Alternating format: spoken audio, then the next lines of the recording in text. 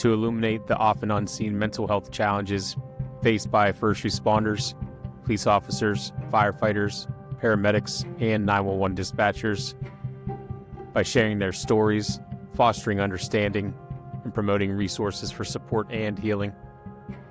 We aim to break down stigma, advocate for improved mental health services within the first responder community, and inspire hope and resilience. This is the Weight We Carry podcast. Welcome back, guys. This is Bart with the Weight We Carry podcast, and today we have a special guest, Sergeant Tim Harvison from Crafton Borough Police, 30 years of service in law enforcement. Tim, how are you doing today, sir? I'm good. How are you doing? I'm excellent, man. I really appreciate you being on. We've talked before, and you agreed to come on the show. We're really glad to have you on, and we appreciate it. I appreciate the invite. Thank you. Yeah, absolutely, man. So we did put this out there on social media for people to come on to the show, and I know you have some really good reasons that you wanted to be on here. And if you could just elaborate what made you really want to come on to the show and share your story. Well, for me personally, being a law enforcement officer it's been a really great career for me, but there have been some, obviously, after 30 years, there's been some incidents that affected me, my mental health. And I think with the current situation of law enforcement and the rate of suicide, that it's important that people who have experienced this PTSD and all the other effects of what we see on a daily basis over the years speaks out and becomes a voice for the people who are not talking about it. It is. It's a problem. Actually, I think it's an epidemic that, people in public safety were afraid to come out in the open, especially, I would assume, on the law enforcement side. I think especially in the law enforcement side, it's the elephant in the room. No one wants to talk about it. And a lot of times, officers aren't going to get the help. They won't talk about it because they know it's going to happen, especially if you have a unsupportive administration. Okay. As far as bringing the problems up, because then you're kind of like you're the outcast, and we see this Right. a lot, even now. And this is 2023, or excuse me, 2025. Yeah, 25. yeah. I mean, and we see this, and we know there's some fellow officers in the area that are dealing with this also. As far as absolutely. I mean, and it's troubling, and it should not be going on At all. I think there's no room for it, especially after speaking to Dominic Lazzini, our last guest, the therapist. There's so much help out there. It's just, one, telling yourself that it's okay to go get the help, and two, knowing that there's help out there. There's a lot of it. There's so many resources that we can go to and talk to people, and that's what we're trying to offer here for people to come on and, give the story and give more resources.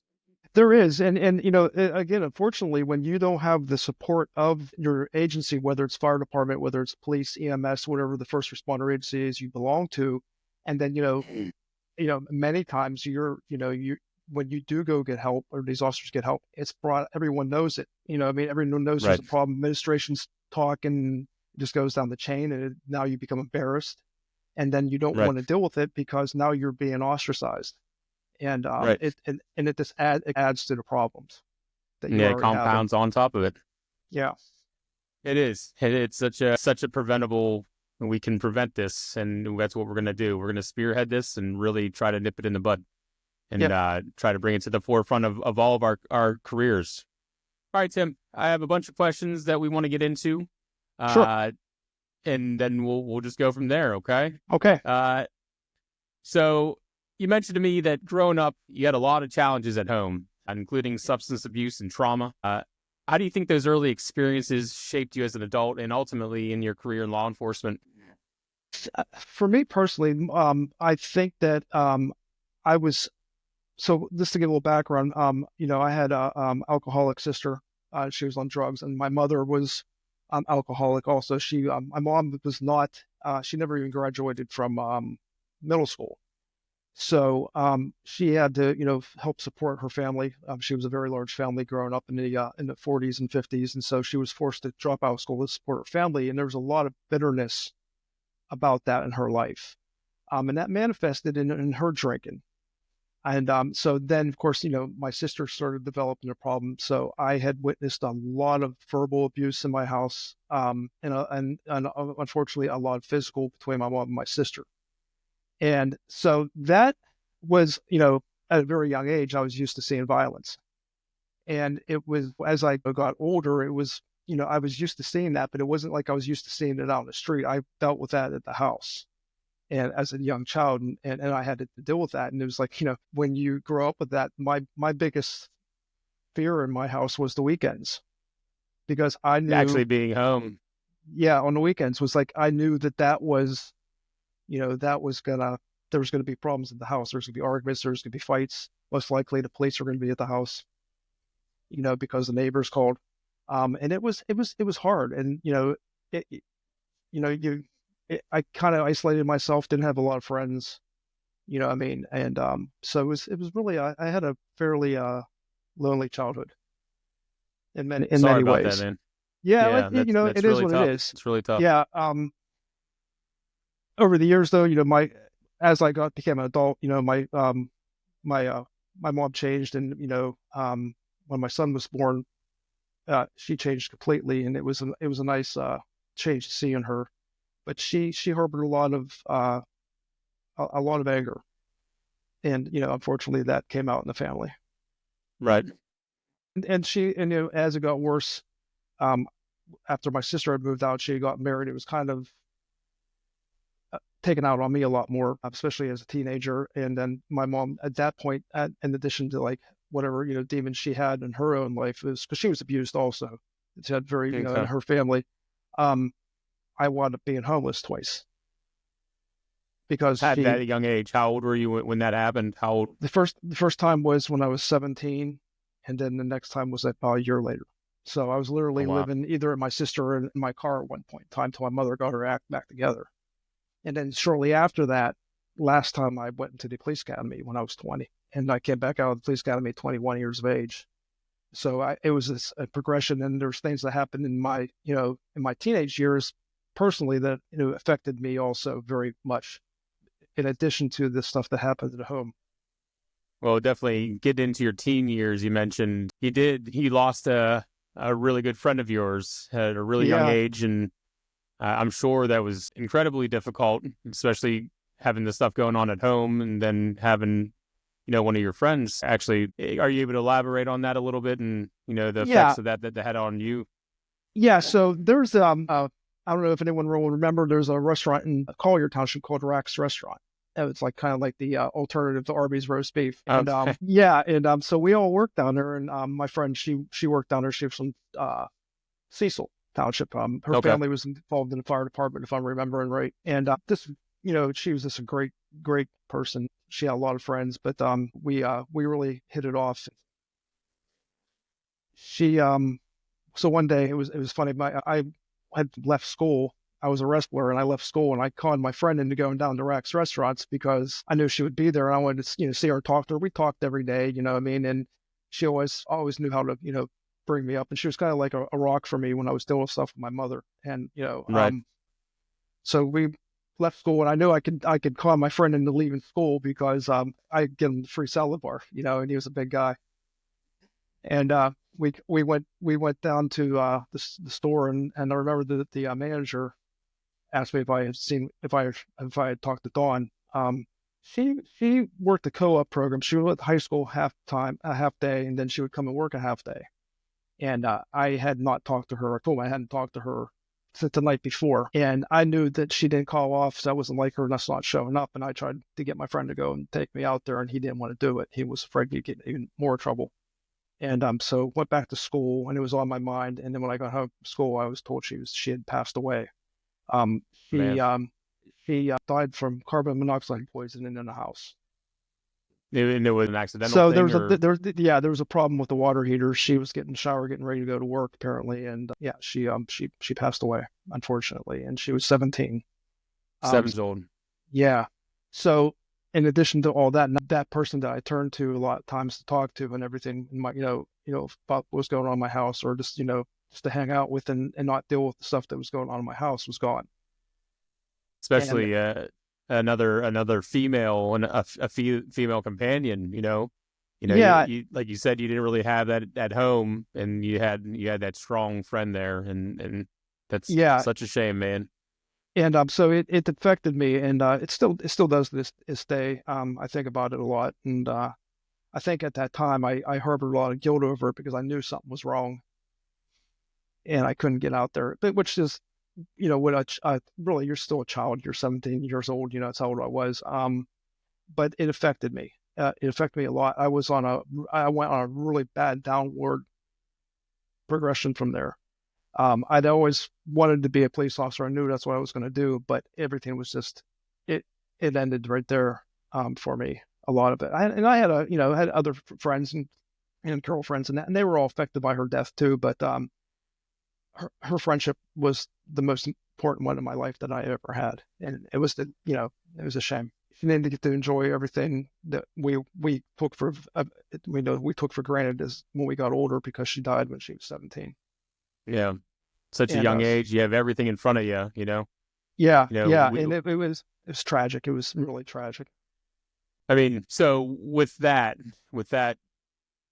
really deep trauma that you had of losing your very good friend of yours, did you know at the time that you wanted to be a police officer? And what really, after that event, you said you went down a really bad path, but what sort of got you out of the path and gave you the direction to go into law enforcement? So it got a little bit worse for me. So I was a wrestler, and then the following year I had hurt my knee. And so I was actually supposed to go into the military. I was going into the Marines, and then once I hurt my knee, they didn't want me anymore because it was significant. And so I was going to go into the military, then do military law enforcement, leadership, and then hopefully be a police officer or go career military. I really wasn't sure, but I knew in the back of my mind I wanted to be in law enforcement some sort of way. And I think that was ingrained with me really early on. I wanted my life to make a difference. I wanted to be out there helping other people. And I never thought of anything else other than military or law That's such enforcement. a young age to go Yeah. into it. Yeah. Yeah. And you think back, was it because I wanted to help people and maybe it was going through the same, thing that I had went through as a child, and saw as a child. Maybe, one of my goals was to become a dare officer, and I did do that for 12 years, later on in my career. But yeah, Fantastic.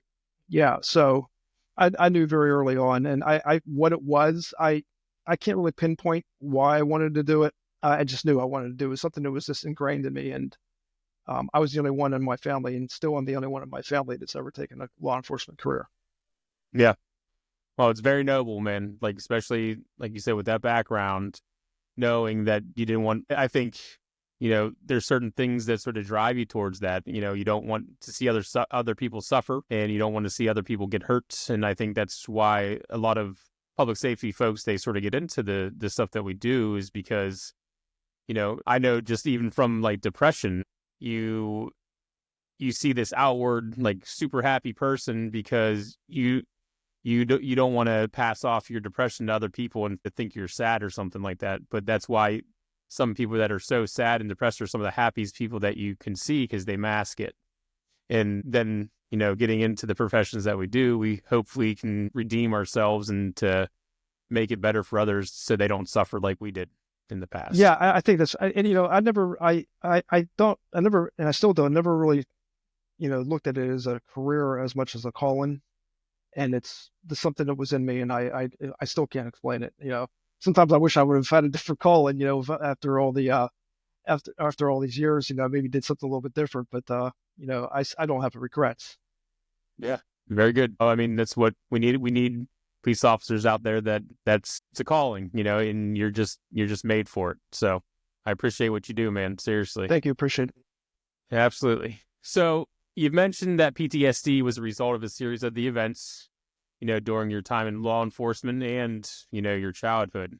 Can you Yeah. elaborate on how this started to manifest in both your work and your private and your home life? Yeah. So probably, I would say around 2008 is when I started manifesting signs of PTSD. So at that point in time, I had already been a police officer since, for a while. And I came from the Mon Valley area over there and, saw quite a few murders. One in particular still sticks out in my mind. Without getting too much into the name, the mother in this this one gentleman, this one kid that was killed, she wound up losing every one of her boys to gun violence. Yeah, yeah, yeah. And his murder has never been solved. That it was just a bad time. And so I remember because I was the first one on the scene, and that that was one of the ones that affected me. And then there's some other incidents after I left the Mon Valley in Crafton that happened to me. One in particular, I almost fell to my death out of a 5-story building. Oh my And gosh. yeah, trying to saving some guy because he was trying to kill himself, and he had gotten the momentum, and I grabbed his ankles and he started pulling me out, and thank God another officer was there and got a hold of me. I'd probably be dead now. So I started manifesting things, and it was weird. I started getting panic attacks. Never had them, and so when I say panic attacks, like I remember very distinctly, my wife and I one time were walking around a track, and I just felt this where I would just be sitting down and I start crying. Things would pop in my head from the past, my childhood and, some of the events that I had seen. And around the same time, too, my mother had been diagnosed with cancer. So for the first time. And so, there was that on my plate. And then I was a father. I had just become a father in 2000. And so I had all these underlying pressures on me, I think. And then with the panic attacks, the emotions going around. And then I started really just anger was coming out to the point where my wife had eventually told me, she's like, hey, asshole, your son and I are walking on eggshells. We're so afraid to say anything to you because you're going to blow up. And it just got worse. And, to the point where I was just always mad and I didn't know what the hell was going on. Go to work and I'd just be pissed off. It was just my tolerance for people and they're not, and what they're going through. I just didn't have it. Right. And it just got worse. And I was in a really, really dark place. And it wasn't like I was a drinker. I had given that up whenever I got married. So it wasn't like I could say I was like an outraged alcoholic. There was just something going on that was not right. And, so, my wife's like, you need to get help. There's something wrong. And so, of course, my whole goal in life is I didn't want my son to have a life like I did. Yeah. And here he is. Maybe not the physical abuse, obviously, but there was that, like, he was just, they were scared of me. And I still, I'm sorry. It hurts me to this day to think of that. Yeah. As a dad, I understand, like, I grew up without a dad and I had no I had some strong male role models in my life, but I didn't know how to be a dad, Yeah. But I knew that I had to be the father that I wanted as a kid. Makes sense? Yeah. Yeah. And And there's nothing that, yeah, I'm sorry. I'm sorry. No. Go ahead. And there was nothing that I wouldn't have done for any of them. And I had two stepsons too, which is, the important fact here too. So, but I think it affected my son more because, he was young, he was fairly young. He's 24 now, good kid. But I always worry that that's his memory. And, and we've never really sat down and talked, he's not a big talker, he's a 24-year-old kid. He doesn't want to talk about a lot of stuff other than, what he's got going on in his life. But when God helped, I started seeing a doctor, psychologist, pinpointed a lot of things, and it just was not law enforcement that was messing me up. It was this childhood trauma, the trauma of losing a friend, the violence and everything that I experienced as a child was manifesting itself. And it was really bad because now I'm seeing all of this on the streets and I'm dealing with it on the streets. And now I'm bringing that home and I don't know how to shut it off. It's basically Right. what it was.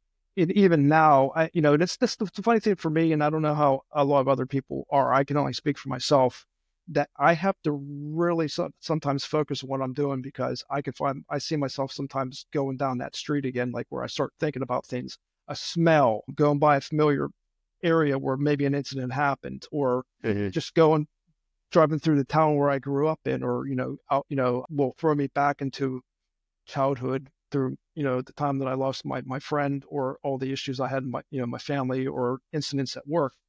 And it, you have I have to really focus sometimes and get myself out of that mind frame, because it's very easy to go down that slope again. Yeah, But I for think sure. I think think now that I can recognize that in myself, and I still do have moments. My wife will be like, hey, I'm Reel gonna it give him in. a little, yeah, I'm gonna give it a Reel it little, in. yeah, and especially if I'm a little overwhelmed with things, that's when and it's this life. I mean, we all, We're um, human, man. We're human. yeah, You can't be yeah, perfect all the time. no, and I Plain and think simple. that I think in my journey through PTSD and doing things that I have, that I realize it's a work in progress. It's not going to go away. I've learned how to live with it. And I think that's an important takeaway for me anyway in my life, is that, like, this, you don't unsee this stuff. No, no. You You know, sort of lock it away and try to push it back. But I think, yeah, what I've found in, my self-help, and this is some coping mechanisms that I'd like to get into with yourself also, is what things do you do when you notice something coming on like that? What are some of the acts in your own brain and your self-help? What do you do to help yourself get through that sort of point of not going back down that path? it depends on the situation. Like, I can get very overwhelmed. Okay. Um, and especially if I'm thinking about something, then there's like outside things going on around me, whether it's in the department or whatever. I'm very goal oriented. So, like, and like, I'm kind of weird in the way where, like, I have a set procedure, like, I like to do things. And, so that helps me to keep, like, okay, I have this, like, step by step thing I'll do. And sometimes if I get taken out of that kind of like that OODA loop, Yep. it will throw me, Throws you and I off. have, yeah, Yep. and I have to just, like, either take a deep breath, do little, self talk, or walk out of the room, you know, and get away from that distraction a little bit. For years, I did martial arts, and then I had to stop that, unfortunately. And then now my big thing is really, for me, other than spending time with my son when I get a chance to see him, and my wife, is cycling. I got into road cycling. And Awesome. that I just don't, when I'm on that bike, I don't think of anything but riding, and my where I'm at, and just enjoying what I'm doing, and not worrying about anything. Just being in the moment. In the Yeah, moment. yeah, I think we spoke to when we were speaking to Dominic last podcast, and the mindfulness is it's a big thing, especially when you have the PTSD. So it brings you back, not into the future, not worrying and anxiety in the future, and not depression in the back of you. It's being right there in the moment. And I think, like you said, the cycling can help you, and it loses you, and you just ride. I think sometimes, as responders, we get lost in everyone else's traumas. Um, Absolutely. and I think we have to. For me personally, I had to find a meaning for me, and what I dealt with all my life, as far as home, and stuff that I've seen on the street. The meaning for me is that there's lessons to be learned, and I mean, I just don't want to sit idly by knowing what I went through. And as when you and I have talked earlier, trying to get this out there, and letting people know, is why, like, a podcast like this is so good. Because I will tell you, when I went through the academy, I never heard any of this stuff back in '92. There was just, like, and that's the Vietnam veteran generation of the instructors, and then they had the World War II era, and officers that trained them. There was, You there don't was talk no, about it. you don't talk about it, no. And I think that's a very big problem even now today in modern policing and many agencies, and we see that it is, because when we're losing 185 officers to suicide a year, and that's just police officers. I'm not sure what the other responders are. I'm sure their numbers are outrageous too.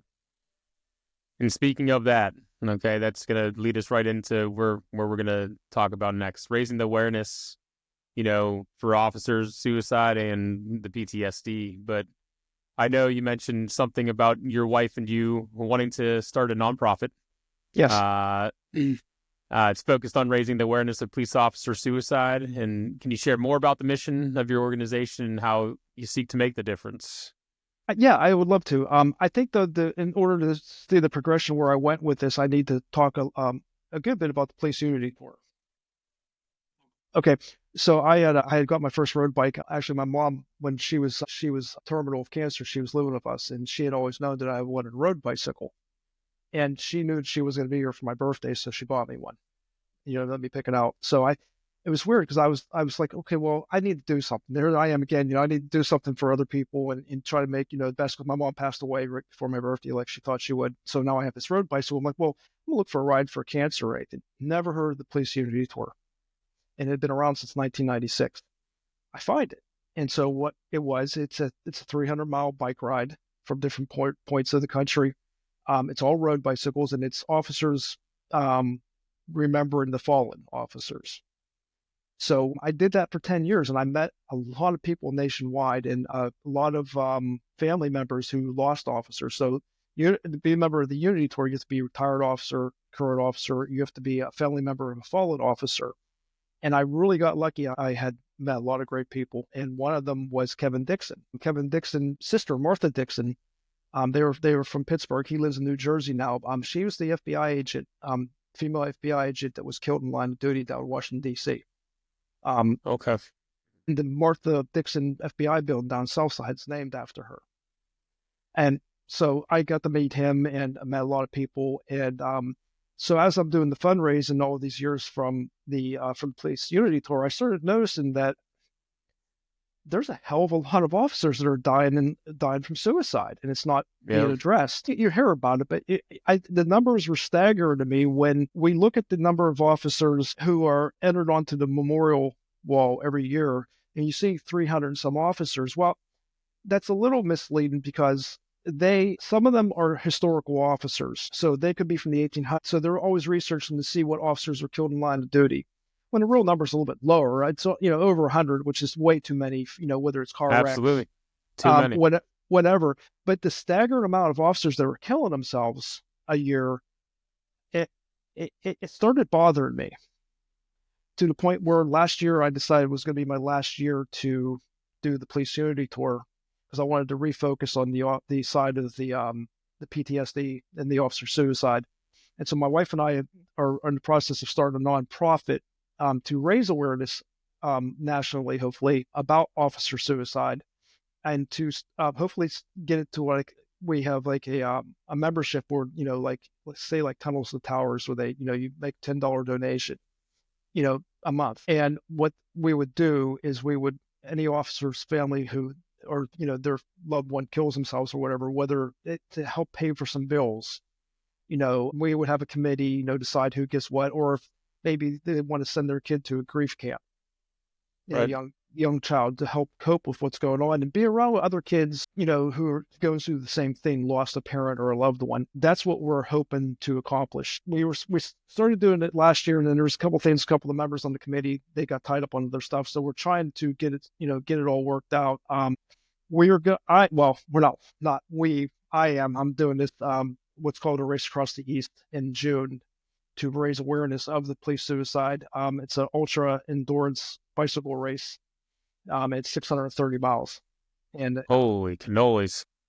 um, yeah, so and then the members of my team who are going to be following me in a car for um, the duration of the race are all Kevin Dixon, all law enforcement. There's another gentleman going to be on our team, John Fedazzo. His brother, Frank Fedazzo, was killed in the line of duty on a training accident.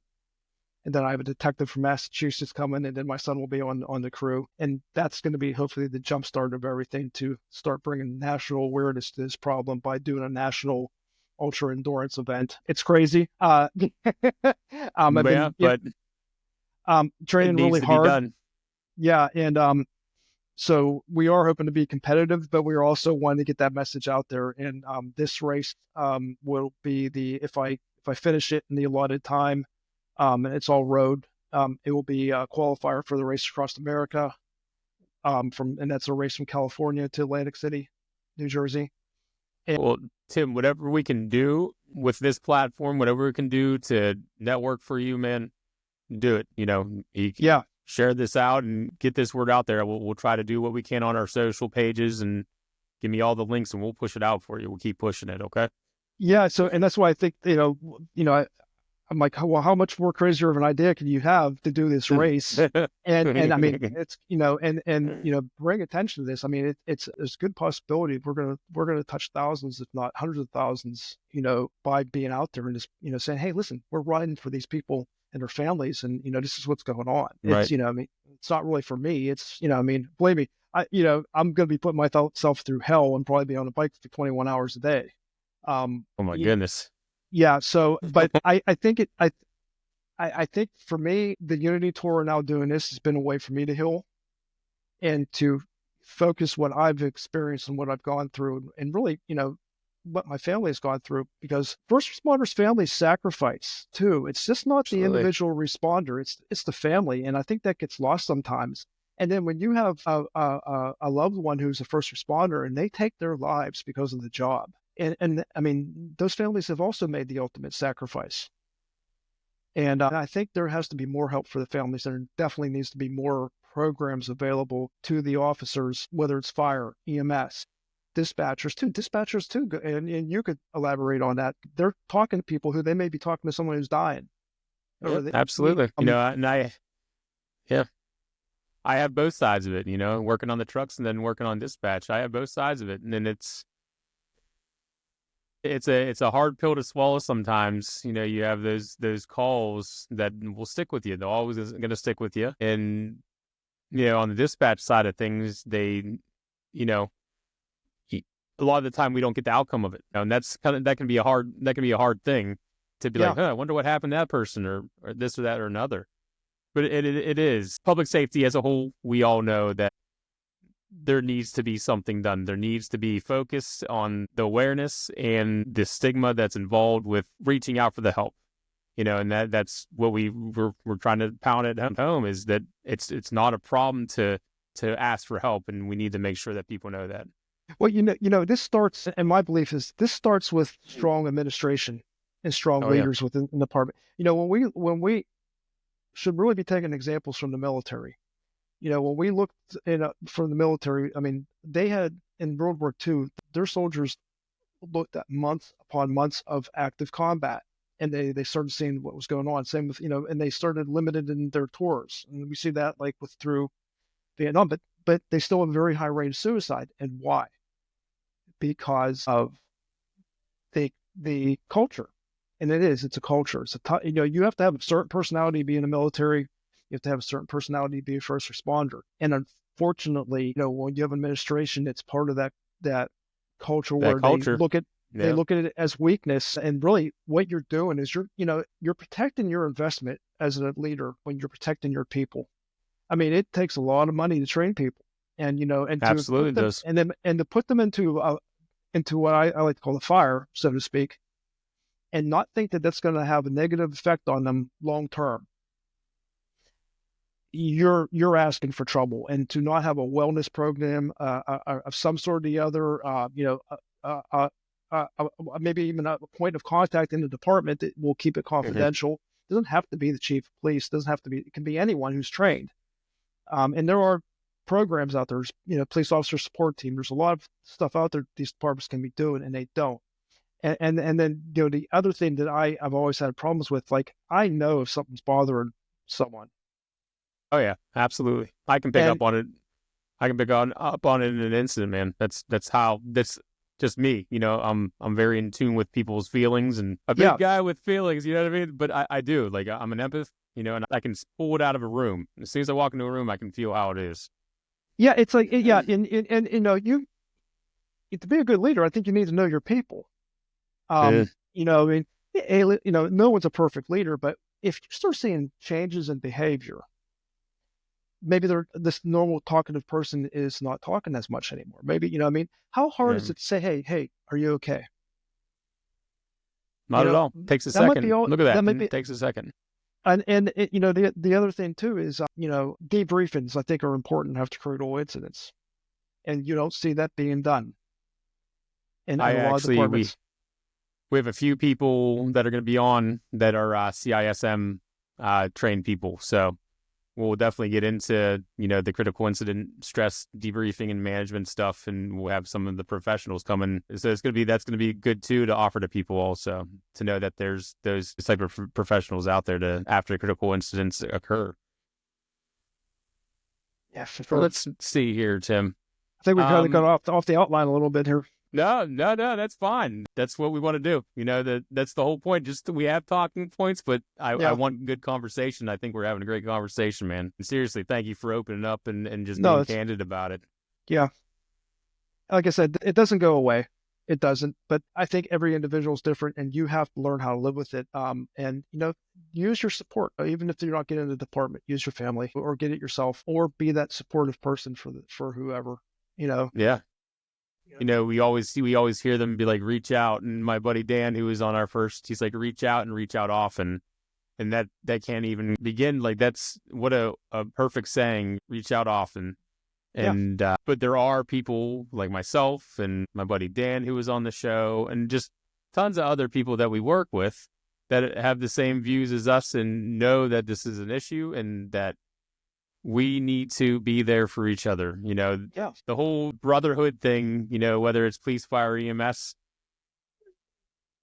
is it really a brotherhood? Like, is it really? And that's kind of the issue that I have with it. It's Yeah. this, you see that out on like the social medias, the brotherhood of this, that, or another, but is it really there? Like, can you really count on your friend next to you to be like, man, that call really bothered me?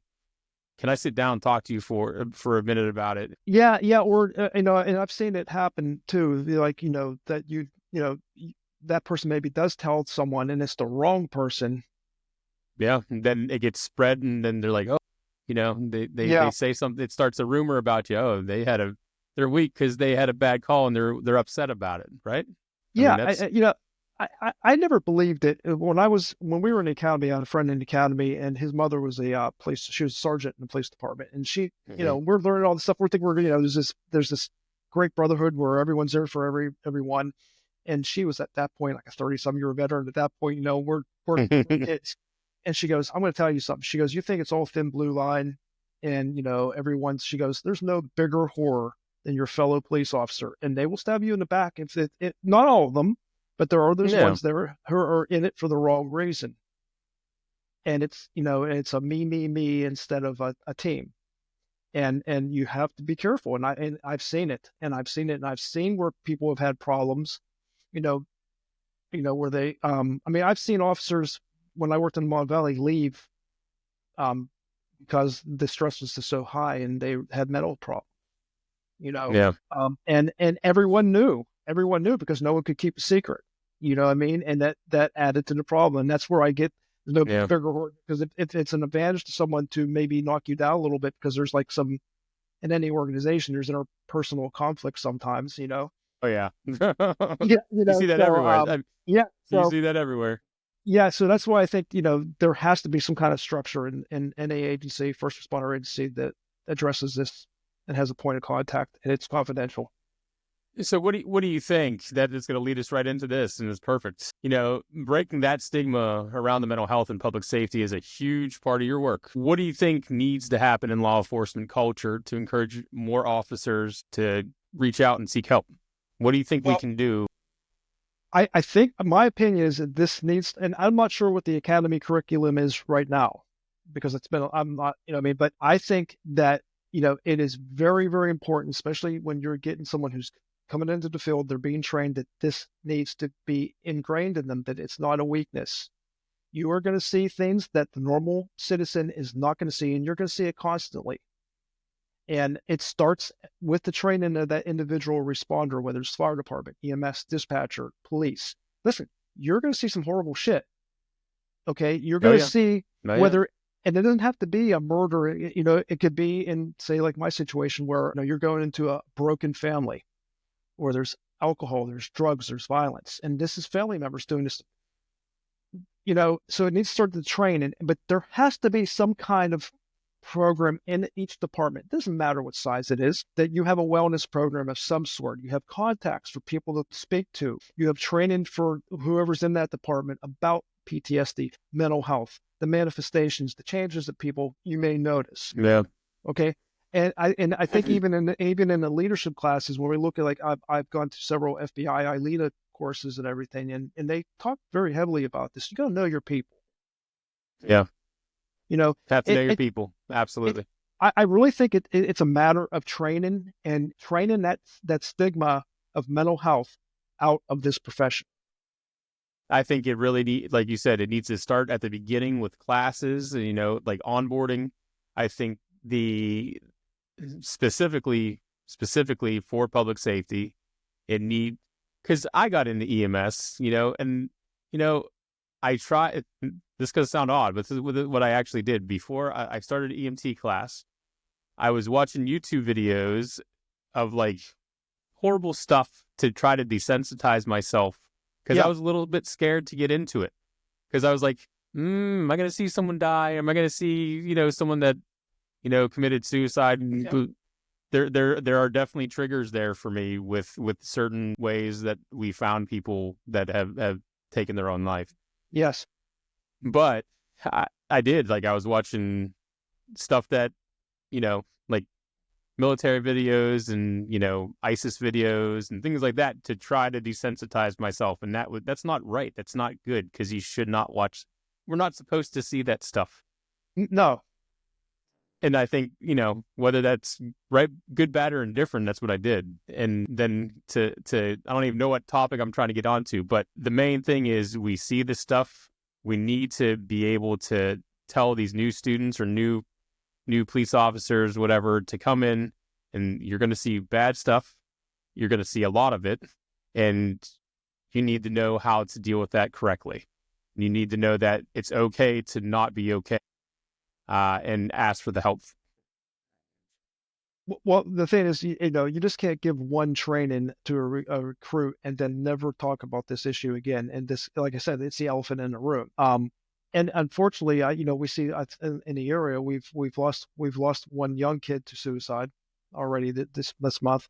We have a gentleman in Cranberry whose department is fighting him, over his mental health issues, and we're in 2025, and why is this? I mean, why is this such a stigma? Um, but it has to be training at the lowest level. It has to be continued training, and there needs to be training for leadership. Period. And this isn't like once, like every 2 years you're going to have. This should be reinforced and reinforced Ongoing and training. ongoing. Yeah, and if I'd have known, if even like I said, I had nothing of that in the academy in '92, and like I said, I can't speak on what they're doing now, but I can guarantee you it's not enough. And no matter how much, I mean, I was 20 years old, 21. Hey, you're going to see bad stuff. It's not until you actually experience that, and maybe you see that first dead body. It's been in the house for a week or two, and you're not going to forget that. You're not going to forget the smell. Not going to forget anything about it. You're going to remember it Yeah, always. yeah, and I can smell it now just talking about it. You know what I mean? And Oh yeah, that's absolutely. what happens, and that's the life you're choosing, and you really have to be prepared for it. And I could get it in my I was desensitized to violence, but I think going into my career, but it just built up, and there was no support. You Yeah. know, But now look at us, yeah, trying to yeah, spearhead that support for other people. And I think that's the thing it takes people that have been through some shit. yeah. It really does, to understand that we don't want other people to suffer like we have for whatever reasons that we have. And we're trying to make it better for our colleagues, our partners, or whoever, to make it better, to make this profession in public safety a better place for us. Because we're meant to help people. That's what we're doing. You're there to protect the public. We're here. It's all public safety. You know what I mean, man? So And ultimately, that's the goal. the thing too is people don't realize is that if your responder is broken, their ability to help the public is incredibly diminished. And at some point in time, they may be a liability to that public. Sure. Absolutely. You know, Absolutely. so it's something to keep in mind. I feel this far in my career, I have more days behind me than I do in front of me at this point. Um, but I feel very blessed. I've lived and I've seen through a lot of stuff that a lot of people would just wouldn't understand. I have a beautiful wife. I have a fantastic son. this career has afforded me stuff that I never had growing up. It can be a rewarding career, but it is, It's at very a much, cost. it's at There's a a cost cost. to it. And I think, when you become a responder, you have to weigh those costs and also remember that it's not just you, it's your family. And it took my wife saying, "Hey, asshole," basically, Yeah.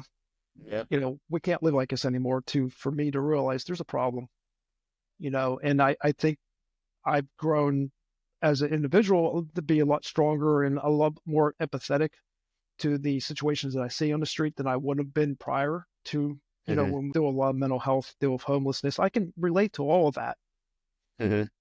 and I think it's given me the ability to have empathy more than I used to be able to have. And that's part of being a human being, man. Yeah, yeah, and Empathy it's the most important thing, I think, especially in public safety. You have to be empathetic to people and yeah, their struggles.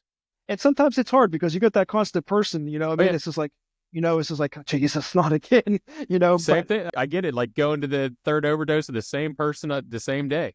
I yeah, get it. I yeah, understand it, and I definitely I can't say that I haven't been like, what in the world? Like just complaining and whining. But then hindsight, years down the road, I think back, I'm like, man, I'm not in that person's shoes. And it takes that one time for someone to give them Narcan or to take them to the hospital. It takes that one time to hopefully they get better and hopefully they can find that help they need, because it's not up to you and me. It's not up to you and me. Whatever, if there's a higher power, whatever people yeah, want to believe in, it's not up to us. And our job is to make sure that we are protecting the public and trying to make it better for them. yeah, absolutely. That's And it. that's it. We do our best. We sometimes fall short, but Oh yeah. Oh but yeah.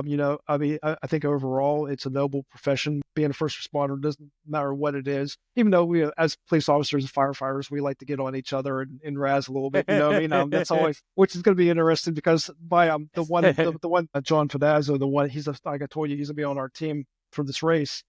He's a volunteer firefighter and he's in for it. I mean, he's um, gonna say, "Man, police officers need heroes too." yeah, Do you yeah, know well, what yeah, yeah, yeah.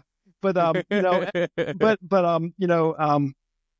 yeah, like I said, I feel very blessed that I've made it this long in this career, and Absolutely. no regrets, other than the lost sleep and the crazy schedules. What I mean, every once in a Yeah. while, yeah. But Oh yeah. um, my only regret was the toll that it took on my family. Yeah.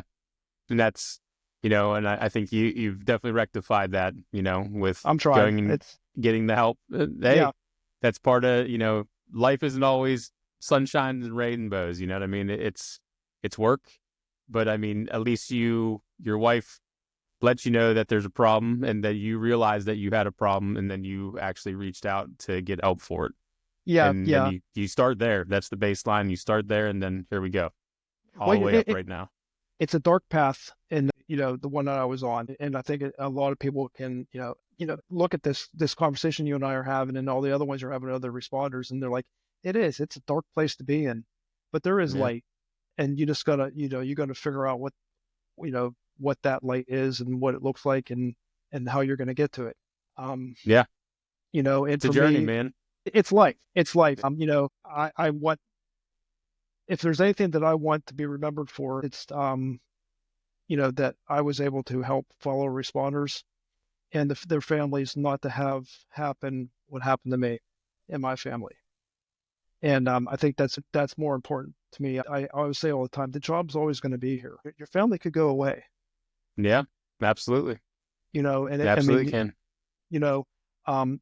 if you need to take a day off, for mental Take that health, day off. take that day off because the only person you're going to be hurting, obviously, is yourself.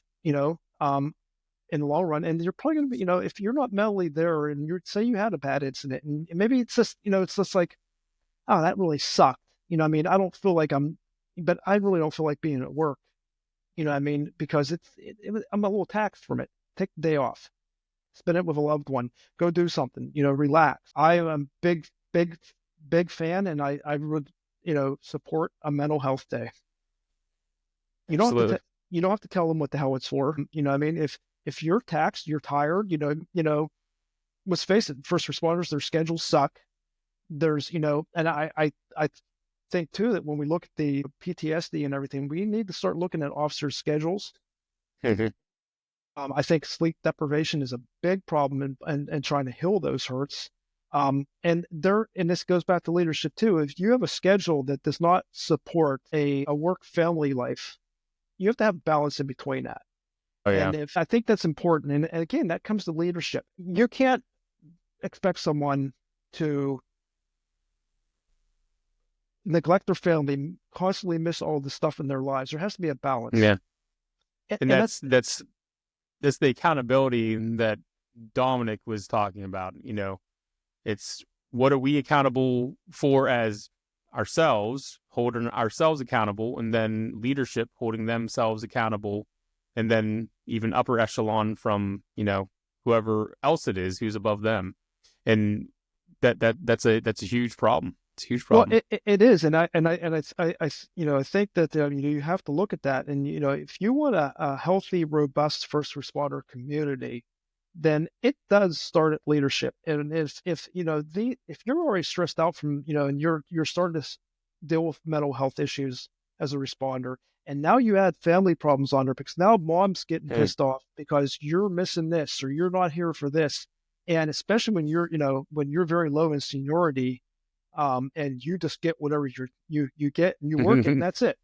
Yeah. That is not conducive to a stable Work environment. life and Yeah, home life balance at all. yeah, Not at yeah. all. And I think for me, a lot of that was a problem too because I wasn't home. And when I was home, I was an asshole because I didn't know what was going on to me. I really didn't. And I think that there's a little bit more of a balance there. It would have been because I mean I missed a lot of stuff, and at one point in time, it was a problem. My wife's like, we don't see you, Yeah. And and when you are there's a here, little animosity because I mean, I understand you look at it from both ways for your wife and like, I realize he's off to work, but he's never here. So I get it. I get it. it's one thing to sit there and say that, well, my thing was, well, I'm providing for you. You have a roof over your head, but Mm. are you providing? Then when you come home and now you have a mental health issue going on like PTSD, and for me, I was, if I wasn't being an asshole, I was sleeping Yeah. because I just couldn't Yeah. cope. My coping mechanisms were all gone. Um, and it, and again, this is a matter of, entrenched leadership and flexibility.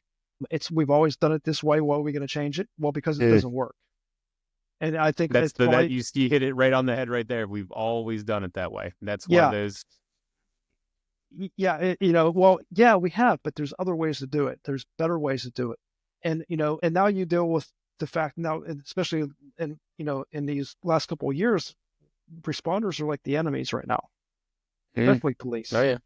So Yeah. now you have politicians going after you, and they're cutting funding, they're doing this, and how now what's that going to do to to It makes you don't even want to do your job anymore. right? And And yeah, you're the bad guy, and now leadership doesn't have the funds, and now you don't have the equipment you need. Maybe you can't respond effectively now, and well, guess what's going to happen? You're going to stress your responders out. And we see this and what's going on in the city of Pittsburgh of a lot of this stuff. People are leaving in droves, and I mean, there's so many good departments out there right now that are hiring, and there's not enough applicants. No one wants to do this job anymore. yeah. Oh yeah. Yeah. Now, I what's that do to the ones that are still in the job? Now, that's gonna overwork them. They're going to be getting involved probably in more serious incidents. They're not going to be at home, so there's going to be family problems. And now we start this whole vicious circle over again. Yeah, it's compiling, getting even worse Yeah, than it has been. yeah, yep. And it's just I never even thought of it because I'm not on the police side. So you bringing that up for, the overtaxing of what's going on and seeing people leaving droves, I didn't know that as much, So yeah. I think city of that's a Pittsburgh, problem. they lost 100 and some officers last year to retirement Oh and wow. everything else. Yeah. Don't quote me on the numbers. I know it's high. I know it's made the papers even nationally that they're having trouble. I mean, and then you get the politicians in any of these communities that have these other agendas that they think that know nothing about police work, fire services. Well, look at what's going on in California.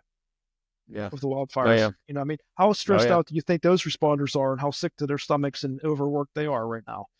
Absolutely.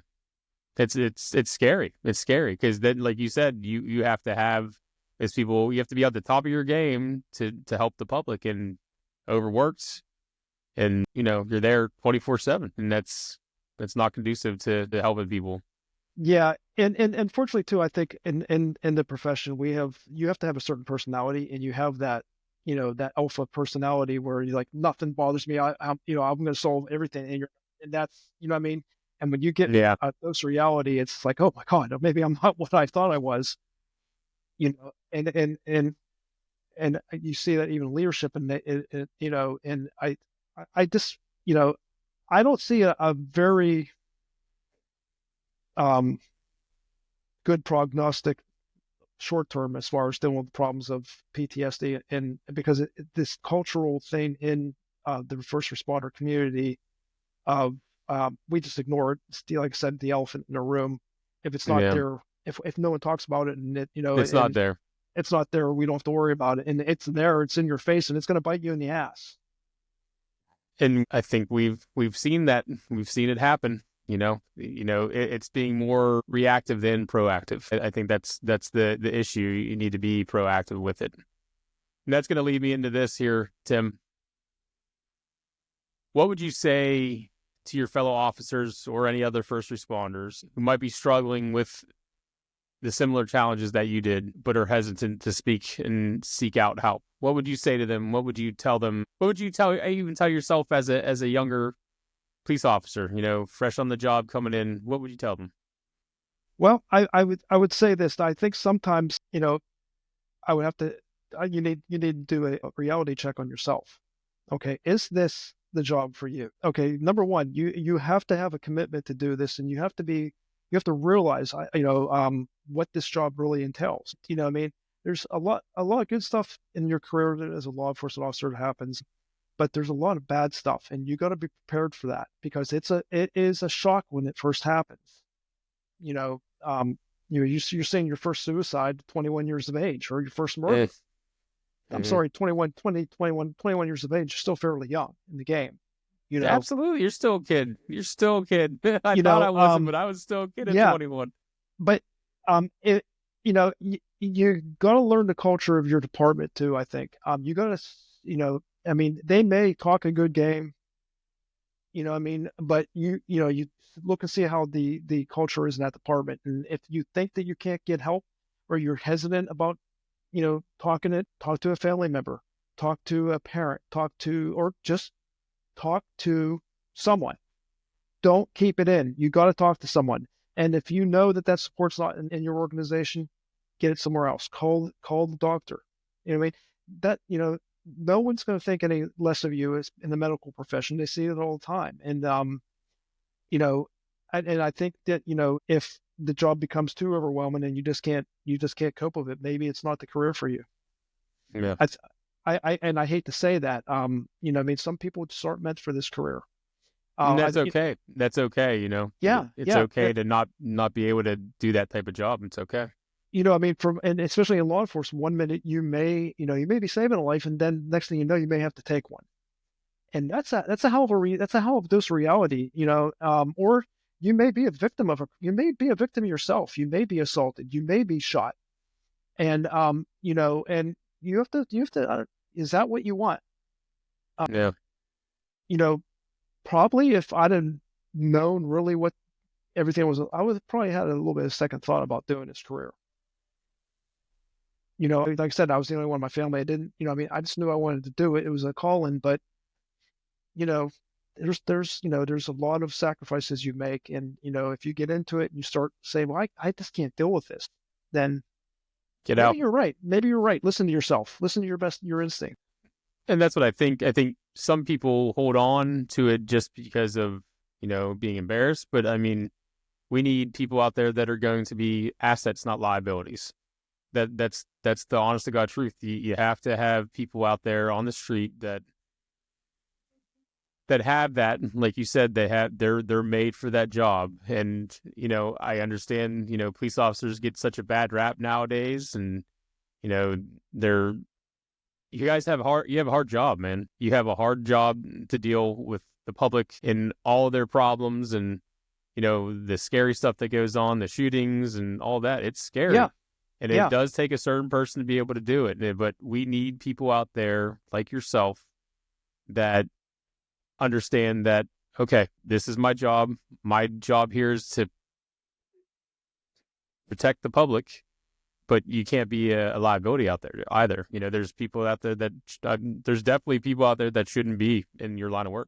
And it goes both ways too. You don't really even have to just be starting a job, then you get into it and you realize it's not for you. There are going to be things that happen in your career that it just builds up and builds up, and no matter how much help you get, it's never going to be the same for you. Yeah. Yeah. You might just be that traumatized, and it's. I mean, I couldn't imagine being a New York City police officer in 9/11 Yeah. or a firefighter. Yeah. I mean, Firefighter, we're talking paramedic. about a whole different situation. I mean, and see what those guys saw. And if you're in, even if you're at the end of your career and and you can retire, and you don't think that it's if you start thinking that you need to retire, you probably do. Yeah. Yeah. If you're not enjoying the job anymore like you used to, or it's just like, I've had enough. Listen And to you're that. blowing things off. I've seen it. You sort of get I see people get lackadaisical about things and just not caring. And that's where you become a liability. Yeah, I think There's a time to hang it up. yeah, there is, and whether it's in the beginning of your career, the middle of your career, you're in, or the end of your towards the end of your career, if you are starting to have doubts and about why you're doing it now, it's not as enjoyable. You're having issues with it. It's time to quit. If you're asking yourself You if get it's it. time to quit, it's time to quit. And I'm not there yet, but like I said, I have more days behind me than I do in ahead of me, of course. But I'll know when it's time, and I think I still have more to do, as far as what I'm doing now is bringing awareness and trying to help other responders. I hope that this helps anyone that listens to it. My story is, like I said, a little bit different, but I think I'm probably not unique in that, Well, as far as. speaking of getting the help and everything, how can listeners get involved or support your nonprofit? I know you're getting to build up the race across the East or any other similar initiatives from mental health awareness and law enforcement. How can they get involved? Where can they go? What can they do? So there's sites out there. One that brings attention to my mind right now, it would be suicide awareness. Anything that's suicide awareness. We have the National Police Memorial and museum. They could always, they don't necessarily deal with suicide, but I think people need to get a broader understanding of what law enforcement does out there right now and what affects them. As far as the my nonprofit, once we get that running, we're hoping to get that running by June. There's it's a process, and I'm learning, and we have to have a committee and everything, and a lot more smarter people than me to work on it. Anyone, once we get that going, we'll have a link on our Facebook page, and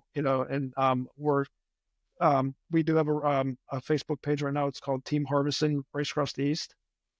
So right now, anyone who wants to donate to that cause for the Race Across the East, they can make a small donation if they want. We have some businesses that are supporting the race, and all those funds go solely for the race. It's actually quite an expensive endeavor to do this race because of the Okay. logistics and everything. And so I don't want anyone to be misled. If you donate to the Race Across the East, Team Harvest, Race Across the East, that has nothing to do with the nonprofit. That would be for me to be able to race for like hotel, like nutrition, food for the support crew, any kind of extra equipment we would need, shirts, uniform shirts, and everything. And like I said, and if there's a business out there that would do that, anything over $500, their logo goes on my shirt, and and Race Across the East actually has a page, where where we put all the sponsors and everything, and they would get national recognition of that also. We're hoping, like I said, to get that nonprofit started in June, but I'm thinking probably June or July is probably what we're looking at right now. Fantastic, And man. And let's end it up here, Tim. What kind of legacy do you hope to leave both as a law enforcement officer and through your work in mental health advocacy for other first responders? I want my legacy to be that I cared about my brothers and sisters, and as no matter what they are, police officers, firefighters, whatever. I think, I had a lot of hard lessons. I would hate to see anyone else have to suffer through that and not know that there's help there, or not have, it breaks your heart when you see your first responders suffer, and then they ultimately take their own lives, and you hear about that. And, my legacy is that learn from me, learn from my mistakes, listen to what I'm telling you. I don't have all the answers, but I think there's lessons to be learned from my life and my career. And just remember, eventually it ends. The career ends, but your family is going to be there. You still have a life after your career in law enforcement, firefighter, or whatever it is. And live it, because life is short, and it's not always. Absolutely is. It's not always about your career. It can't be. I mean, have that balance in your life. If you start having problems, reach out. If it's not in your department, call your PCP, get a mental health specialist, tell them what's going on. Be honest with yourself. It's a hard thing to do sometimes, is being honest with yourself. It really yeah, is. because you want to, even personally, you want to be that tough guy or tough woman, and I said, no, I'm fine, and you're not. You're far from it. Just remember, it's just not your life that you're holding when you have PTSD and all this. You're also Everyone around you. Everyone around you, family, actually the people you serve and the people you work with. Their lives depend on you too. And if you're, if you're having those issues, get the help. You're not a coward. There's nothing wrong with you. You are experiencing what every human in that situation and who experiences, and that, we can, as a human being, our mind can only take so much, and it has nothing to do with toughness. The toughest people, in the world will suffer from this, and they do. And it's just a matter of knowing yourself and getting the help. Absolutely, Tim. Well, Tim, again, I want to thank you for being on the show today. We really opened it up, and I think the dialogue here was fantastic. Thank you. Thank you for sharing your story. And again, what's the page called on your Facebook so people can come over to check it out? So it's called Team Harvison, and it's a race across the East. All right. Everyone go to that page. And Tim, like I said, we'll use all of our our networking that we have. We'll get your nonprofit up and running. Once you get that up and running, let me know all the details, and we'll definitely push it out for you. Okay, man? I appreciate it. And thank you for having me on. And I enjoyed being here, and I hope this helps someone, even if it's just one person. And absolutely will, man. I appreciate it. Thank you so much. You're welcome. All right. Guys, again, thank you for coming on and listening to Tim's story. And if you want to be on the Weight We Carry podcast, just like Tim was, give us an email over twwc.podcast@proton.me. Give us an email. Again, Tim, thank you again, man. You have a good day, okay? You too. Take care. All right. All right, guys. Have a good one.